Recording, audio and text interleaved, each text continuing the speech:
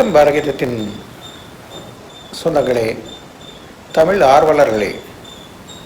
நம்முடைய இன்றைய கவிதை என்ற என்னுடைய கவிதைகளை வரவேற்று ஆதரித்து ஊக்கம் தரும் அனைவருக்கும் பாலகீதம் தமிழ் சார்பாகவும் கவித்தண்டர் பாலகிருஷ்ணன் நமத்து சார்பாகவும் என் நன்றியை தெரிவித்துக் கொள்கிறேன். இன்றைய கவிதையாக பணம் என்ற ஒரு தலைப்பிலே எழுதியுள்ளேன். பணத்தை பற்றி சொல்ல வேண்டிய அவசியமே இல்லை. ஏனென்றால் பணம் பத்தும் செய்யும், பணம் பாதாளம் வரை பாயும், பணம் என்றால் பிணமும் வாயை பிறக்கும். விரைவு தரிசனத்திற்கோ கடவுளை அருகில் சென்று பார்ப்பதற்கோ பணமே மூலாதாரமாக இருக்கிறது. இப்படி பணத்தை பற்றி சொல்லாதவர்கள், பணத்தை பற்றி நாம் வாழ்நாளில் அதனுடைய தவிர்க்க முடியாத அந்த சூழ்நிலையை, பணம் இல்லாவிட்டால் நம்முடைய நிலை என்ன என்பதை நாம் வாழ்நாளில் தினசரி பார்த்து வருகிறோம். குறிப்பாக வயது மூப்பு காலத்தில் இந்த பென்ஷன் கிடைக்கலன்னு சொல்கிறாங்க இல்லையா, அந்த மாதிரி கையில் காசு இல்லைனாலே மனிதனுடைய வாழ்வும் கேள்விக்குறியாகிவிடும். என்னதான் அன்பு பாசம் எல்லாம் இருந்தால் கூட பணம்ங்கிற அந்த மூன்றெழுத்து தெய்வம் நம்முடன் இல்லை என்றால் மனிதனுக்கு சற்றே மதிப்பு குறைவுதான். அப்படிப்பட்ட பணத்தை பற்றிய ஒரு கவிதையினை உங்கள் முன் படைப்பதில் பெருமை கொள்கிறேன். மறக்காமல் நம்ம பாலகீதம் தமிழில் இந்த உங்களுடைய கமெண்ட்டை இந்த கவிதையை பற்றி எழுதி அனுப்புங்க. பணம் மருத்துவரிடம் துவங்கி வெட்டியானுடன் முடியும், மருத்துவனுடன் தொடங்கி வெட்டியானுடன் முடியும் மனித பயணத்தின் மூச்சாகும் மூன்றெழுத்து.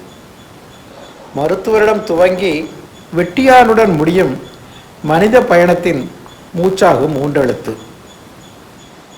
விரைவாய் ஆண்டவன் தரிசனம், விரைவாய் ஆண்டவன் தரிசனம் கிடைக்கச் செய்யும் மாயாவி. ஆண்டவன் தரிசனம் விரைவாய் கிடைக்கச் செய்யும் மாயாவி, கலியுகத்தின் கடவுள்.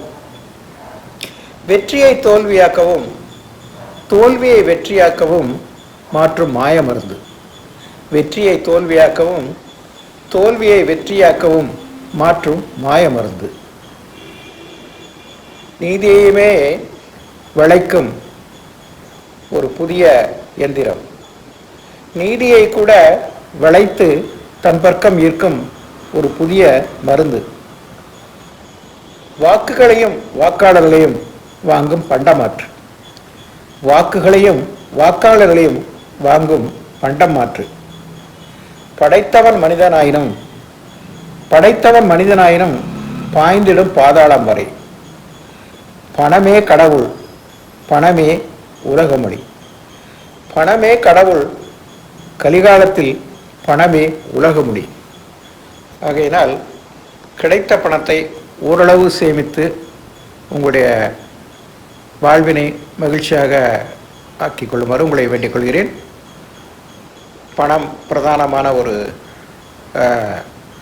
கருவியாக, நம்முடைய உயிர் மூச்சாக இன்றைய வாழ்நாளில் அடிப்படை தேவையாக ஆகிவிட்டது.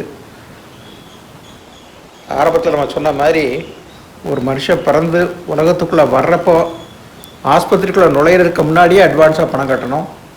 அதே மாதிரி மனுஷன் இறந்தால் அவன் மேலுலகம் செல்வதற்கு அதுக்கு முன்னாடி புக் பண்ணுறதுக்கோ அவனுடைய இறுதிச் சடங்குக்கு இல்லை, அவனை புதைக்கிறதுக்கோ எரிக்கிறதுக்கோ நம்ம பண்ணணும்னா கூட முதல்ல அட்வான்ஸாக பணத்தை கட்டினா தான் நம்முடைய பயணம் புறப்படும்.